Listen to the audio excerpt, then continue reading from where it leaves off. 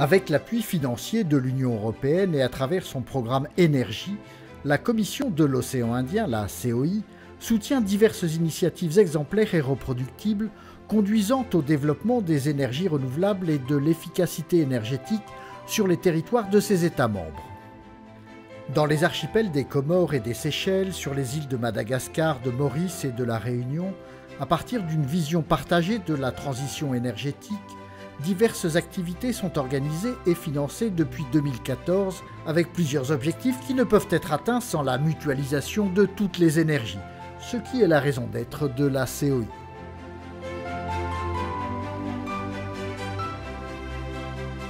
Par nature, la Commission de l'océan Indien est l'expression d'une vision politique partagée par ses États. C'est un authentique esprit de solidarité qui sous-tend nos actions. Notre mission consiste à traduire en action l'ambition légitime de nos États qui est d'améliorer les conditions de vie des populations dans le respect des équilibres écologiques fragiles de l'Indian Ocean. À ce titre, il nous faut pouvoir améliorer l'accès à l'énergie en réduisant drastiquement notre dépendance aux ressources fossiles, polluantes et onéreuses. Ainsi donc, une transition énergétique réussie dans nos îles s'accompagnera d'effets positifs pour l'environnement, pour l'économie, pour la santé. En un mot, pour une Indian Oceanie durable. C'est avec cet objectif en tête que la Commission de l'océan Indien met en œuvre un ambitieux programme régional baptisé Énergie, dont les activités variées et nombreuses mobilisent les énergies humaines de nos États, du secteur privé et de la société civile pour accélérer cette transition énergétique, parce que nous partageons une vision commune pour l'Indian Ocean. La Commission de l'océan Indien et l'Union européenne, nous avons une vision partagée dans le domaine du développement durable. Nous avons un partenariat de longue date. À peu près 80% des projets de la Commission de l'océan Indien dans le domaine du développement durable sont financés par l'Union européenne. Et ces projets énergie dans cette région-là, c'est très important pour l'Union européenne parce que justement, c'est aligné dans les objectifs de développement durable de l'ONU. Deuxièmement, parce que ça adresse la question de lutte contre le changement climatique. Parmi les projets d'énergie régionale, je trouve qu'il y a un très bon exemple à Rodrigue concernant le dessalement de l'eau. C'est un bel exemple de comment on travaille ensemble avec toutes les parties prenantes, inclus le secteur privé. Nous construisons une vision commune. Définitivement, à Rodrigue, on partage cette vision. On veut faire de Rodrigue une île écologique, donc avec tous les sens du mot, c'est-à-dire la protection, éviter les gaspillages, utiliser de l'énergie propre.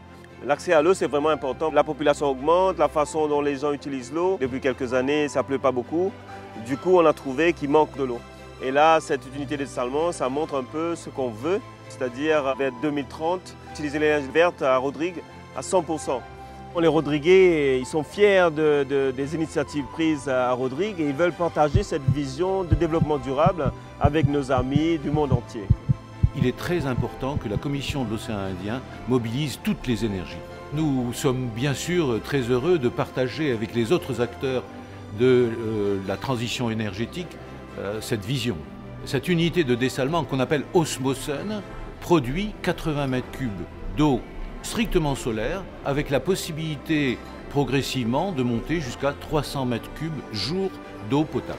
C'est une unité qui fonctionne, qui vit avec le soleil.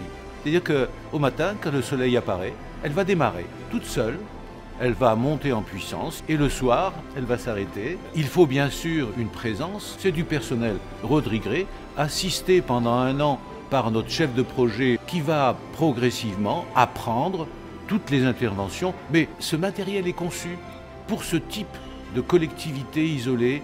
Ça va être un projet de référence exemplaire pour les Seychelles, pour Madagascar, pour les Comores et pour toute la région de l'océan Indien. Cette vision du programme COI Énergie, c'est vraiment important qu'elle soit partagée.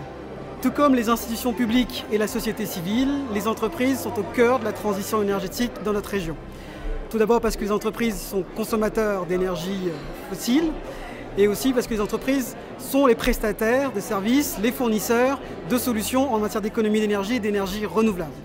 La transition énergétique est un vivier de création de valeur et de création d'emplois en fait pour notre région. Il s'agit donc de construire l'écosystème de l'efficacité énergétique dans l'océan Indien. Et c'est bien là l'initiative menée par la Commission de l'océan Indien à travers son programme régional d'efficacité énergétique. La construction de cet écosystème à l'échelle régionale peut s'appuyer sur le retour d'expérience mauricien du programme national d'efficacité énergétique. L'engagement des entreprises est vital pour que cette vision soit partagée. Pour réussir la transition énergétique, la Commission de l'océan Indien a besoin de mobiliser toutes les énergies et également de partager une vision, notamment sur l'efficacité énergétique dans les bâtiments. La mission sur laquelle je suis intervenue consiste à réaliser des audits énergétiques et caractériser les consommations de ces bâtiments afin de proposer des actions d'efficacité énergétique pour en réduire la consommation et éventuellement aller vers des énergies renouvelables pour produire de l'énergie. On cherche dans ces bâtiments à réduire au maximum les apports du soleil puisque la climatisation va représenter 35 à 70% de la consommation de ces bâtiments. Donc la première chose qui nous intéresse, c'est les protections solaires, la protection de la toiture, végétaliser les façades pour créer un environnement qui soit propice au confort à l'intérieur du bâtiment en évitant au maximum la climatisation. Et il est important de développer une vision afin de la partager ensuite avec les autres acteurs. Nous avons une vision que nous partageons avec tous nos partenaires sur ce programme COI Énergie, un programme de 15 millions d'euros qui vise à mettre en lumière des activités qui puissent être reproductibles. Le premier objectif, c'est vraiment la sensibilisation de tous les acteurs, y compris du grand public, sur la problématique des énergies renouvelables et de l'efficacité énergétique. Pour réussir notre transition énergétique en Indienne-Océanie, il est vraiment essentiel que nous partagions et nous portions tous ensemble cette même vision. C'est parce qu'on partage la même vision de l'écologie avec la Commission Océan Indien que nous avons monté un spectacle de sensibilisation qui se nomme Azafad, ça peut pas durer, Azafad pour le pardon en malgache. C'est un spectacle qui traite de la nécessité d'agir dans le développement durable, les énergies renouvelables, qu'on a joué quand même dans 5 îles près de 35 fois. Il a concerné environ 7 à 8 000 personnes. On a eu des séances devant 500 enfants, dans des cours d'école. Les lieux ont été directement les quartiers, les bords de plage. Et la sensibilisation, elle se passe non pas pendant le spectacle, mais sur ce qu'il suscite de la discussion après le spectacle. On espère qu'au travers de ce spectacle de théâtre de sensibilisation, les publics que nous avons touchés partageront maintenant la même vision que nous avons de l'écologie et du développement durable dans l'océan Indien. Pour mieux partager cette vision, nous, journalistes, notre rôle, c'est de mobiliser et sensibiliser l'opinion publique pour que la transition énergétique soit effective. La formation nous permet de mieux sensibiliser la population et les gouvernants tout en les boostant, en allant vers l'avant. À partir de cette formation, ça nous a permis d'avoir cette inspiration permanente de créer des sujets sur le secteur de l'énergie. Après la formation, les journalistes comoriens, les 6 journalistes formés, nous avons eu l'idée de garder un lien permanent avec nos confrères de la région. Du coup, nous souhaitons instaurer un réseau régional des reporters renouvelables qui va nous permettre bien sûr d'échanger nos productions. C'est important de partager cette vision avec d'autres acteurs de l'océan Indien. La transition énergétique, c'est une affaire de tous, c'est une vision partagée par les opérateurs d'électricité qui sont réunis dans les clubs. Les électriciens, c'est une association des responsables de l'énergie, de l'électricité de l'océan Indien. Ça sert à échanger les idées, à enrichir les expériences et aussi avoir une économie d'échelle pour aller plus vite dans les changements qu'on fait. C'est vrai qu'il y a beaucoup de défis à des niveaux très différents, mais on apprend les uns des autres. Il y a beaucoup de similarités dans les défis qui nous attendent. Donc c'est une opportunité pour nous d'aller plus vite, partager les expériences. Et même au niveau logistique, ça peut aussi aider, parce qu'on est dans une même zone. Quoi qu'il arrive, nous avons intérêt à garder la structure, unir nos efforts, avoir une vision partagée par toutes les îles de l'océan Indien. Le projet Femmes ingénieurs solaires porté par WWF Madagascar s'inscrit dans une vision qu'on partage avec la Commission de l'océan Indien. L'approche Femmes ingénieurs solaires qui a été mise en œuvre dans le village d'Ambagvo démontre que les femmes, quel que soit leur niveau social, quel que soit leur bagage scolaire, même si elles n'en ont pas, ont un rôle dans la société. Et spécifiquement par rapport à l'accès à l'énergie qui est généralement vu comme un métier d'homme. L'idée, c'est de se servir de ce modèle d'Ambagvo pour le déployer sur tout le territoire de Madagascar, pour que plus de ménages vivant en milieu rural isolé à Madagascar puissent en bénéficier. Sans ça, en fait, toutes ces populations qui représentent presque 6 millions d'habitants n'auront jamais accès à l'électricité avant très longtemps. C'est vraiment complémentaire dans la stratégie d'électrification du pays. Mais surtout, ça répond bien à notre mission qui est de protéger la nature avec les communautés et de faire en sorte que ces communautés vivent bien aussi. Et dans ce cas-là, on voit bien qu'il faut le répliquer ailleurs. L'objectif est d'ici 2030 d'avoir un réseau de 744 femmes ingénieurs solaires à Madagascar pour le bénéfice de 630 000 ménages vivant en milieu rural isolé. On ne peut pas le faire nous tout seuls WWF. L'élaboration du programme national a été possible grâce à l'appui de la Commission de l'océan Indien, puisqu'il y a bien entendu pas mal d'analyses qui ont été nécessaires par rapport au centre de formation. Les femmes n'ont plus besoin de se rendre en Inde pour se former et bénéficieront de formations spécifiques aussi à Madagascar. Ce projet s'intègre dans la vision du WWF qui vise à permettre aux communautés d'avoir un certain bien-être, sachant que ces communautés sont les principaux acteurs de la préservation de la nature. C'est une vision qu'on partage avec la Commission de l'océan Indien. Nous, aux Seychelles, le gouvernement et l'ensemble de la population, nous avons une vision de développement durable que nous avons déjà menée depuis plus d'une décennie et que cette vision nous partageons avec tous ceux qui travaillent avec la Commission de l'océan Indien. Il y a une étude qui va être menée en faveur de la PUIC, c'est la compagnie de production d'électricité nationale, et ça consiste donc à préparer les plans directeurs. Le plan directeur de la production d'électricité aux Seychelles pendant les 5-10 ans à venir. Et c'est très important pour la PUIC et pour nous-mêmes. Et cette étude va être financée par la COI. Il faut développer les énergies renouvelables et ça, c'est pas toujours très facile. On a par exemple une ferme éolienne de 6 MW qui a été financée grâce à un don extérieur. Et maintenant, nos efforts sont concentrés sur le photovoltaïque. Donc il y a le photovoltaïque qui est raccordé au réseau. Donc le photovoltaïque étant encore cher, il faut donner des incitations aux gens et on a mis beaucoup d'argent, non pas seulement de l'État, mais avec du Fonds mondial de l'environnement aussi. Et ce qui a permis de vraiment faire décoller le solaire photovoltaïque aux Seychelles. Je crois que si tous les pays de la région vont se mettre ensemble, et pour solliciter ce fonds-là, c'est une très bonne idée, je pense. Cette vision de la transition énergétique, nous la partageons ensemble avec tous ceux qui sont concernés dans la région. The Florence School of Regulation is very happy to be sharing the vision of the Indian Ocean Commission because as a global school, we will be able to bring our knowledge to the islands and present the knowledge from the islands to the globe. I think the vision is very important. Like you said, it's our common connecting ground. And what COI has done beautifully is bring all the different players that can work well together. The ultimate aim of a fair and open market is to have a lot of private participation. So moving away from a unidirectional power system to a more bidirectional or multidirectional. The challenge is, one is promoting participation of private players or other players to come in.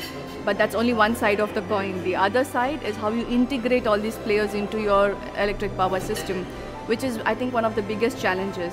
So if you want to bring in more of these XYZ players to come in, your system should be strong enough to hold or invite them.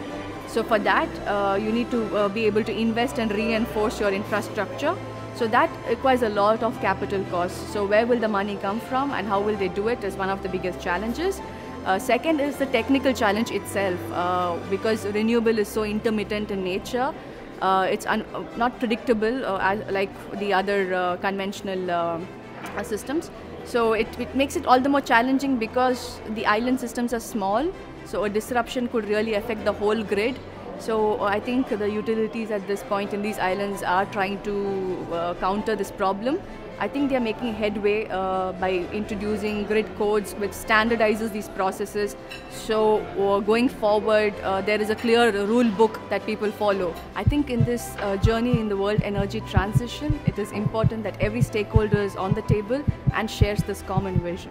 Quand on fait de la recherche, puisque je suis un chercheur, il est évident qu'il faut qu'on développe des partenariats et la connaissance, elle se partage. Alors IOSNet a son origine finalement du côté de la Réunion au départ. La problématique de l'énergie renouvelable et notamment la partie solaire, il est important de pouvoir préciser son comportement dans le temps et dans l'espace. Mais quand on fait ce genre d'observation, il faut les faire à partir de mesures. Quel temps il fera demain? Et si j'ai du soleil, je vais pouvoir avoir beaucoup d'énergie. Si j'en ai pas, j'en aurai pas sur mon réseau de production. Ça veut dire quoi? Ça veut dire que je dois être capable d'essayer de prédire ce qui va se passer dans une échelle de temps qui peut être de l'heure, de la journée, du lendemain, de telle manière à pouvoir soit le stocker si j'en ai trop, soit le distribuer directement. Et donc ça veut dire qu'il faut développer des réseaux d'observation. C'est-à-dire qu'on est dans une logique où il nous faut les observations pour pouvoir développer des modèles et pour pouvoir surtout développer l'intelligence qui va aller derrière. Quand je parle d'intelligence, ce n'est pas une intelligence artificielle en tant que telle, c'est une intelligence qui se résume à est-ce que je suis capable de prévoir le temps de demain et le soleil, le taux d'ensoleillement que j'aurai, à qui je vais le distribuer, comment, est-ce que je vais le stocker? C'est ça cette intelligence. Donc ça, c'était notre première démarche au niveau de la Réunion. Il est évident que dans les problématiques de l'énergie renouvelable, dans les milieux insulaires comme Madagascar, les Seychelles, Comores, Maurice, on est confronté à la même situation. C'est comment gérer cette énergie-là et comment la récupérer, comment la distribuer, comment la stocker. Donc toutes ces questions-là se posent de la même manière sur toutes les îles. Et donc il paraissait naturel de pouvoir travailler ce qu'on a pu développer au niveau de la Réunion, de le développer également dans les îles. Parce que c'est l'humanité qui est en jeu derrière. Et cette vision-là, on la partage tous, et notamment la vision de la COI dans l'énergie, sur ces questions énergétiques, on la partage en tant que citoyen humain, donc et citoyen dans l'Indienne Océanie. On s'approprie tous ces sujets-là. Et ce partage de cette vision-là, c'est aussi répondre aux questions pour pouvoir répondre à ces problématiques de demain.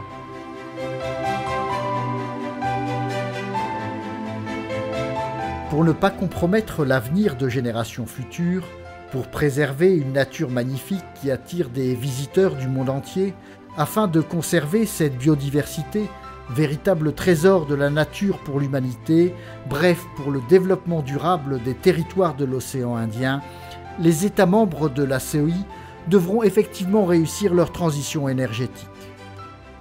Si le programme énergie s'achève fin 2019, la vision partagée de cette transition demeure au cœur de la coopération régionale. Cette coopération constitue une réelle valeur ajoutée en matière de recherche et de développement, de sensibilisation sur les opportunités, pour l'amélioration de l'environnement des affaires et du cadre réglementaire et pour la mise en commun de l'expertise et du développement d'outils visant à l'échange de savoir-faire et de technologies.